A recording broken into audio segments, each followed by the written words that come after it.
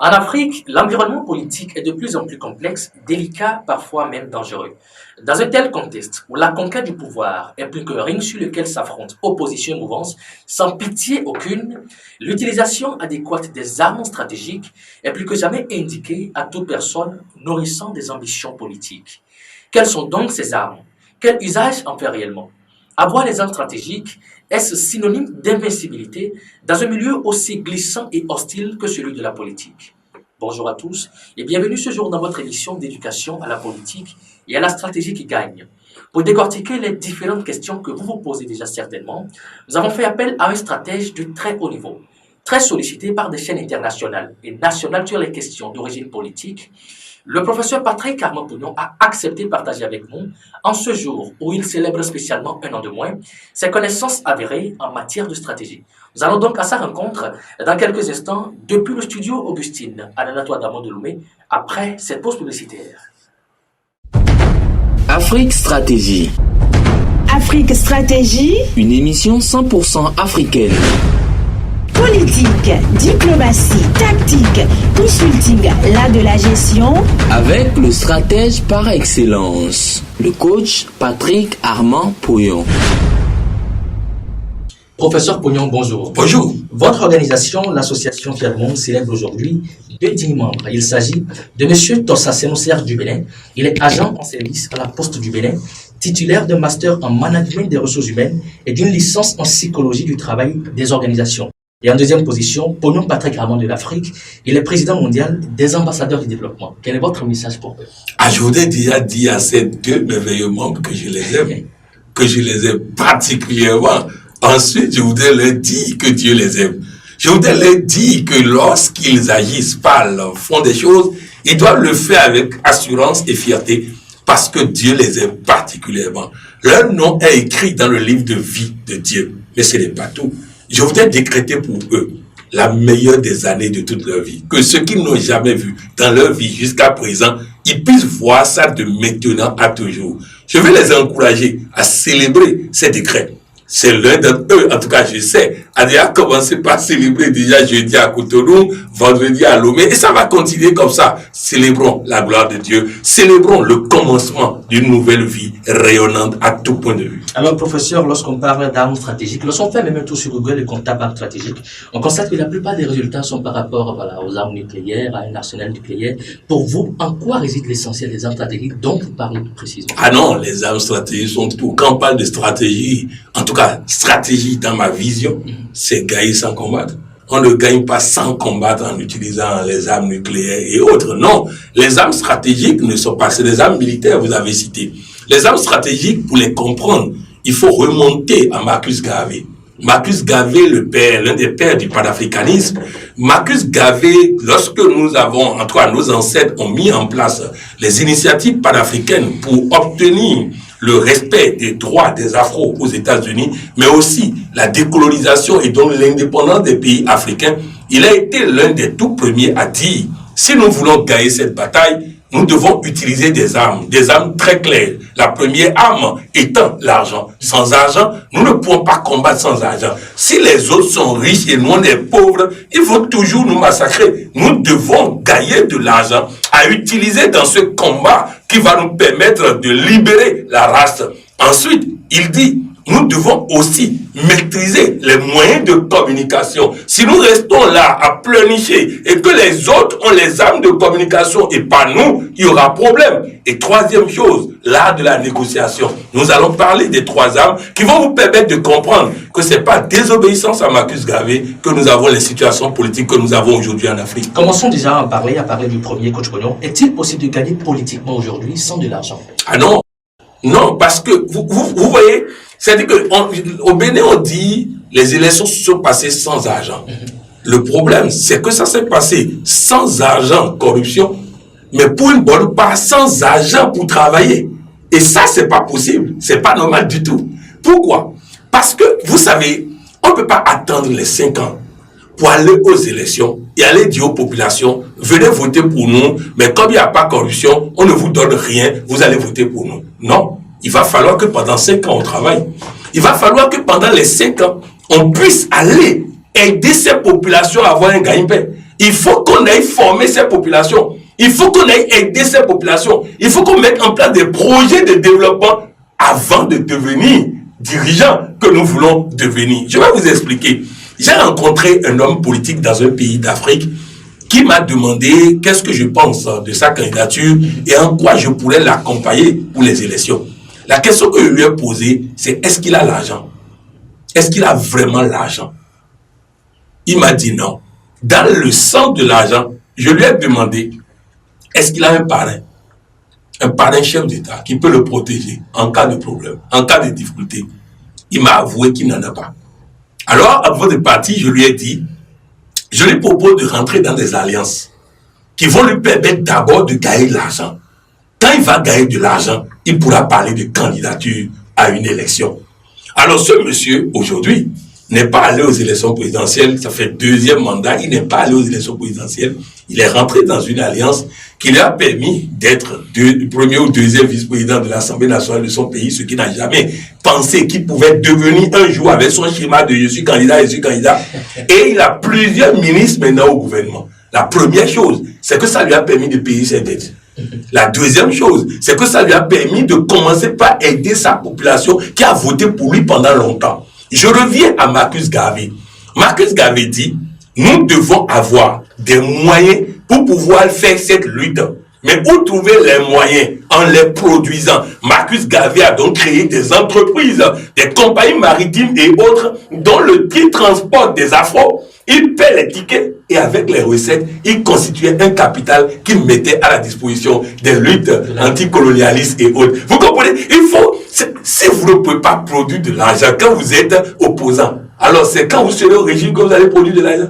Si vous n'êtes pas au pouvoir, vous ne pouvez pas produire de l'argent. Comment vous allez produire de l'argent quand vous serez au pouvoir? Non, il va falloir que nous puissions travailler à faire en sorte que non seulement les militants aient des revenus, donc aient du travail, aient une formation pour avoir du travail, pour créer leurs entreprises, afin qu'ils puissent contribuer au financement du parti politique, afin que le parti politique ait les moyens de gouverner. Parce que si ce n'est pas le cas, ce qui va se passer, c'est que celui qui va donner l'argent sera le décideur. On dit chez nous, au Bénin, que celui qui a la farine est propriétaire de la pâte.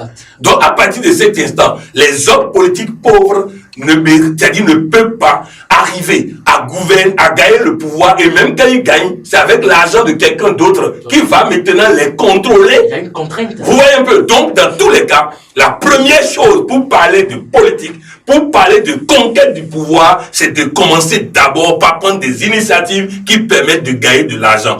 Apprenez à entreprendre. Il faut entreprendre pour gagner de l'argent. Il faut entreprendre pour aider les militants à entreprendre. Il faut entreprendre pour créer des emplois afin que, oui, en retour, on puisse maintenant utiliser les moyens gagnés pour conquérir le pouvoir à exercer. Mais on trouve ça où cet argent? Déjà dans les affaires, dans la création des initiatives d'affaires, dans la création des réseaux relationnels. Je n'ai personne. Vous savez, je vais vous dire, quand je parle souvent, les gens ont l'impression que je veux donner des leçons aux autres. Dans les années 2012, je faisais mon retour grandiose à Cotonou et j'avais un protocole qui était convaincu que je devais être candidat aux élections présidentielles. Et un jour, je lui ai dit, regarde autour de nous. Lorsqu'on fait des appels de fonds, combien de personnes sont de l'argent?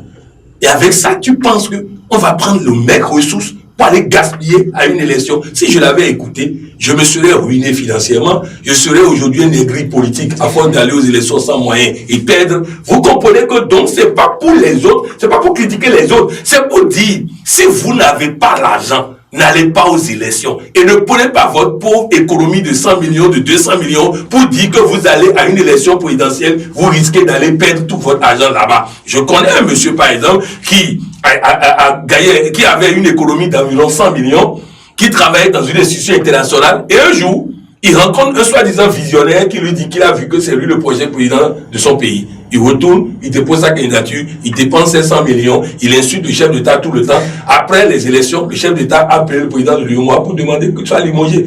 et l'autre est élu. Il est élu par des chefs d'État. Résultat, il s'est retrouvé limogé à la porte, sans revenu maintenant, avec des dettes, parce que les élections lui ont coûté des dettes. Il faut d'abord apprendre à gagner de l'argent, apprendre à créer des amis capables de cotiser de l'argent pour vous, un réseau relationnel efficace, et ensuite, vous pouvez parler d'élections. Revenons à présent sur la communication, dans la stratégie pour gagner toujours en politique, coach Pognon. Si je comprends bien votre première intervention, il faut d'abord maîtriser les outils de communication avant même de parler de la communication. Oui, les outils de communication. Je donne un exemple très simple. Vous allez sur une télévision hostile. La manière déjà de vous poser les questions vous déstabilise. Vous ne pouvez pas aller sur les médias des autres et dire que vous voulez communiquer. Le journaliste qui vous pose des questions est là pour vous perturber, pour vous empêcher de bien communiquer. Il vous pose des questions agressives, humiliantes et tout. Donc, il faut déjà maîtriser les moyens, les canaux de communication. Ça, c'est un. La deuxième chose, c'est qu'il faut crédibiliser vos canaux de communication. Ça me permettra de parler du régime d'abord avant de parler des opposants. Vous savez, dans la plupart de nos pays, les télévisions nationales et autres ne sont pas crédibles en termes d'information. Il en va du gouvernement de travailler à rendre crédible, sinon l'information que le gouvernement même passe n'est pas prise au sérieux. Donc il faut crédibiliser. En faisant quoi? En permettant le discours pluriel, mais aussi en permettant que les membres du gouvernement qui ne sont pas clivants, vous savez, il y a certaines personnes qui, dès qu'ils apparaissent comme ça, on sait qu'ils vont mentir. Quand ils apparaissent comme ça, on sait qu'ils vont dire que le président est beau et tout le reste est négatif. Donc, les gens comme ça ne crédibilisent pas un média. Je vais vous donner un exemple très simple. J'étais hier devant la télévision nationale du Bénin et je tombe sur une émission. On a reçu le professeur Topan qui est venu expliquer pourquoi on a créé la fonction de vice-président de la République du Bénin et à quoi la fonction va servir. Mais le fait que nous avons en face un technicien de la chose, un homme humble intellectuellement, je vous donne un exemple très simple parce que j'aime appuyer pour que ce ne soit pas mon jugement personnel, on lui demande pourquoi la présidente, la vice-présidente élue actuellement ne va pas prêter serment le jour où le président prête serment. Et il répond simplement parce que nous ne voulons pas que les deux personnes élues se bagarrent. Donc c'est un seul président qui est élu. L'autre est là au cas où quelque chose arrive au président. Donc l'autre ne prête pas serment. Et le journaliste dit, mais pourquoi elle n'aurait pas pu prêter serment pour devenir vice-présidente? Et c'est là qu'il a dit, c'est une possibilité. Et qu'il profite pour demander à tous les intellectuels d'avoir l'humilité intellectuelle. Toute décision est un choix. Quelqu'un peut faire un autre choix. Donc, il faut comprendre que eux, ils ont choisi que la vice-présidente ne prête pas serment.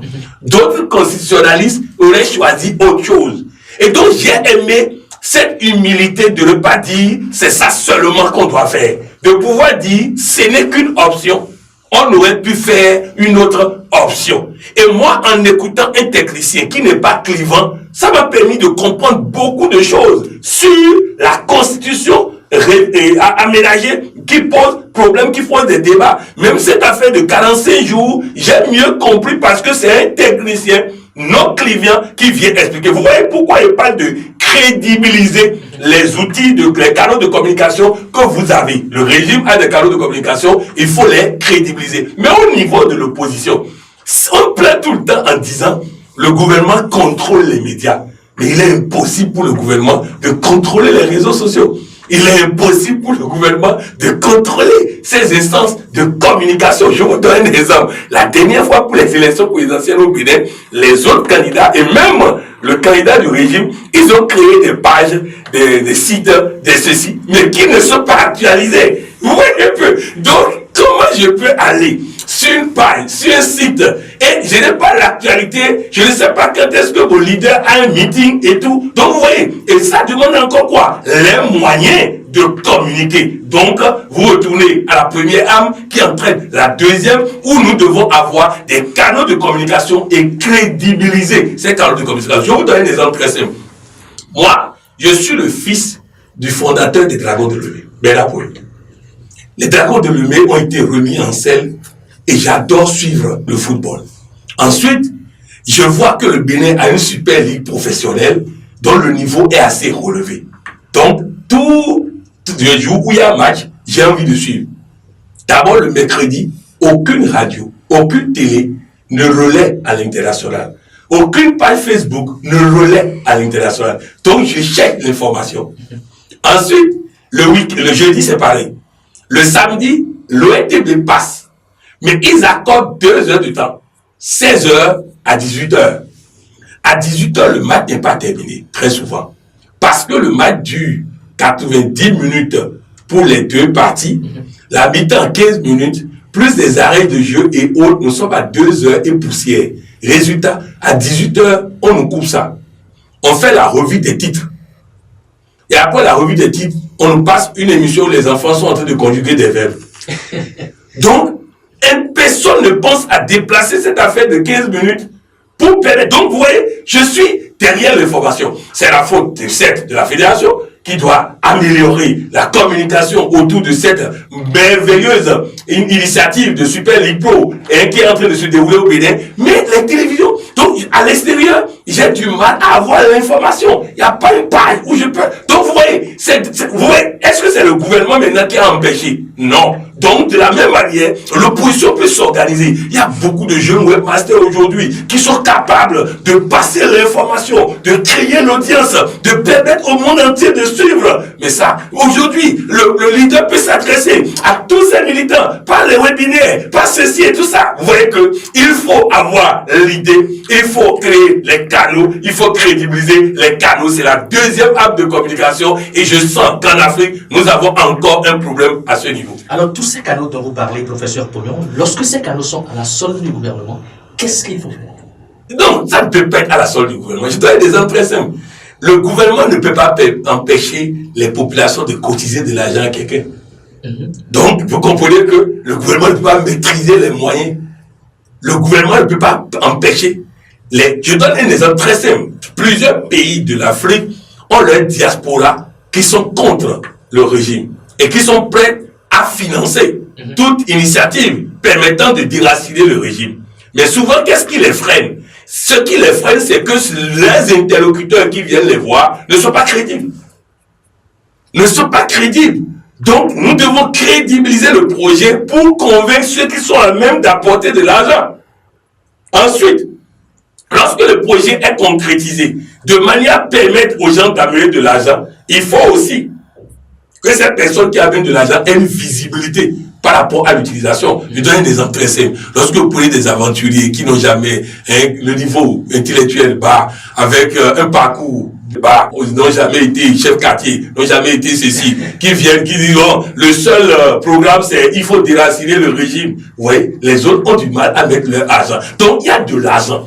Il y a de l'argent puisqu'il y a des citoyens qui ont envie que leur point de vue compte sur le plan politique. Ils ont des ressources. Ces ressources ne peuvent pas être maîtrisées par le gouvernement. Il faut qu'il y ait de la crédibilité pour pouvoir maîtriser, d'où la communication qui permet de crédibiliser le discours. Encore que les moyens de l'État ne sont pas toujours accaparés par le gouvernement. En termes de négociation, troisième arme dont nous allons parler, on est capable d'amener le gouvernement à sortir les moyens pour l'abattre. Donc c'est très important, c'est arrivé dans beaucoup de pays, que le gouvernement lui-même soit amené à financer l'élection présidentielle et ça a permis à d'autres de battre le gouvernement. Donc tout est possible lorsqu'on sait utiliser les armes stratégiques. Alors j'ai de l'argent, professeur Pognon, il y a aussi les canaux de communication.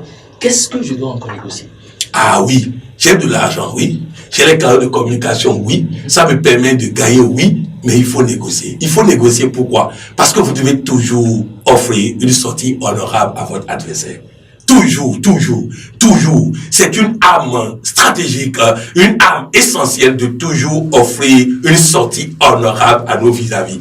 Parce que s'ils n'ont pas de sortie honorable, il ne s'agit plus d'une élection. Il s'agit d'un duel à mort. Il s'agit de questions de survie. Il s'agit d'humiliation. Donc, il faut toujours offrir une sortie honorable à nos adversaires. Quand vous prenez Marcus Garvey, vous avez compris que les indépendances ont été négociées.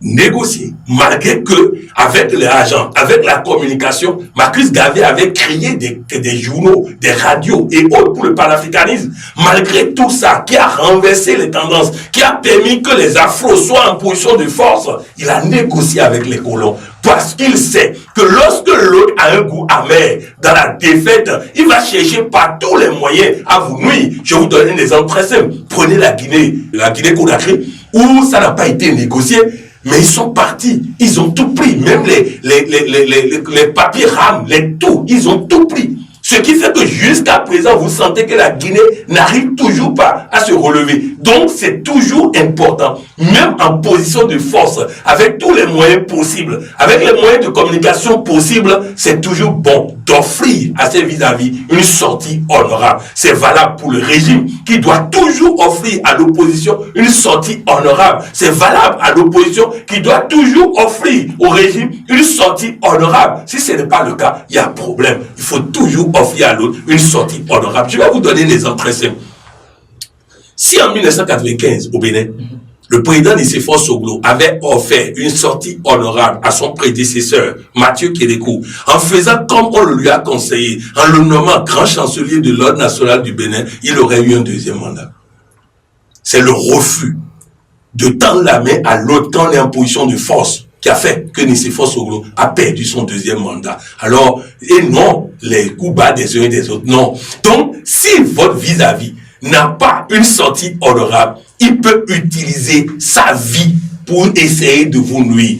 Offrez toujours à vos vis-à-vis une sortie honorable. C'est une des armes stratégiques les plus efficaces que vous pouvez rencontrer. Alors, professeur Pognon, la capacité à négocier et à trouver des accords gagnant-gagnant est donc indispensable pour des victoires stratégiques. Évidemment.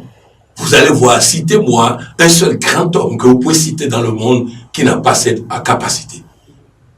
Au Bénin, je peux citer Mathieu Kérékou, qui avait cette capacité d'offrir à ses vis-à-vis une sortie honorable. Mathieu Kérékou qui savait communiquer, qui parlait très peu, qui sait quand il faut parler. Je veux parler d'Yadema, qui savait qu'il avait un retard intellectuel et qui donc faisait appel aux intellectuels dont il a besoin pour l'aider à réussir son mandat, à réussir ce qu'il veut faire. Et il respectait les intellectuels. Donc c'est pour dire que l'association avec des personnes même avec qui tu estimes que tu ne partages rien, la négociation, le fait de tendre la main aux autres est une arme efficace. Je vais aller plus loin. Prenez Félix Houphouët-Boigny. Il prenait tout ce que les autres renvoyaient de chez eux. La plupart des conseillers de Félix Houphouët-Boigny étaient des Béninois. Dès qu'ils étaient renvoyés au Bénin, lui prenait en Côte d'Ivoire. Dès qu'ils étaient renvoyés, un jour il a dit à Mathieu Kérékou, si j'avais tes hommes, j'aurais construit la Côte d'Ivoire 2 fois plus vite. Et au temps de Félix Houphouët-Boigny, trouvez-moi l'opposant qui était à l'extérieur. Au temps de Félix Houphouët-Boigny, trouvez l'opposant à qui il ne tendait pas la main. Au temps de Radioma Bongo, trouvez-moi l'opposant qui était à l'extérieur.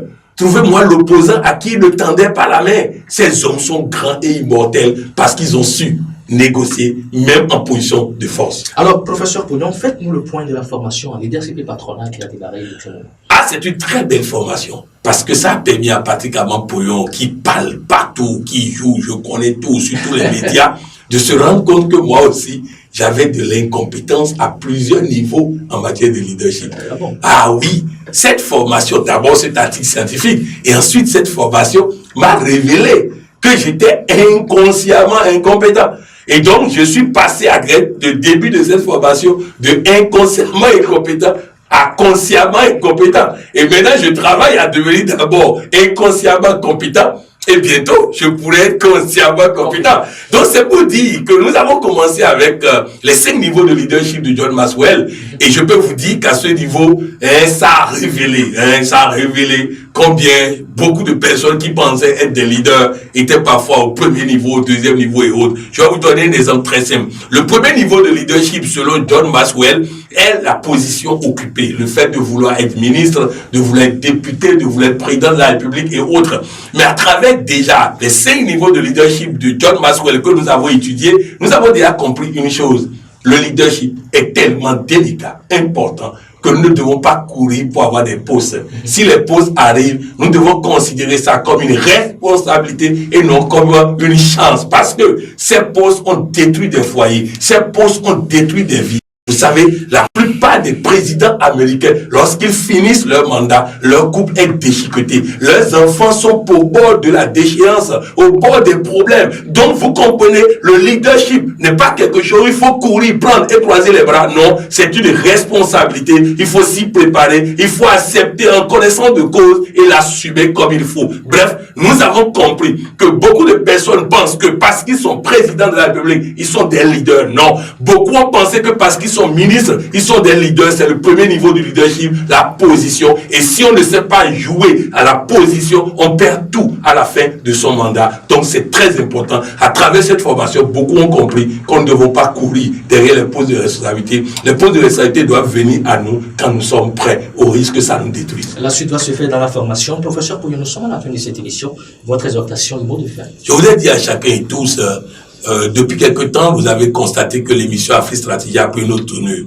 Au lieu de vouloir coûte que coûte régler les problèmes du quotidien, qui sont sérieux, avec des personnes qui, pour la plupart, jouent trop les jeux, connaissent tout et n'écoutent pas, nous avons préféré travailler et préparer la relève de demain à travers des émissions et bientôt des formations qui permettent aux uns et aux autres d'apprendre à gouverner, d'apprendre à prendre des responsabilités, d'apprendre à gagner sans combattre. C'est dans ce sens que vous avez cette émission sur les armes stratégiques. Les armes stratégiques ne sont pas pour faire du mal. Les armes stratégiques, c'est pour gagner sans combattre. Un grand général n'est pas celui qui fait 100 guerres et gagne sans guerre. Le grand général est celui qui gagne toutes les guerres sans faire aucune guerre, sans tirer aucun coup de feu. C'est ça. En réalité, nous pouvons gagner sans combattre et cela, nous allons y arriver lentement, mais sûrement. Merci, professeur. Merci.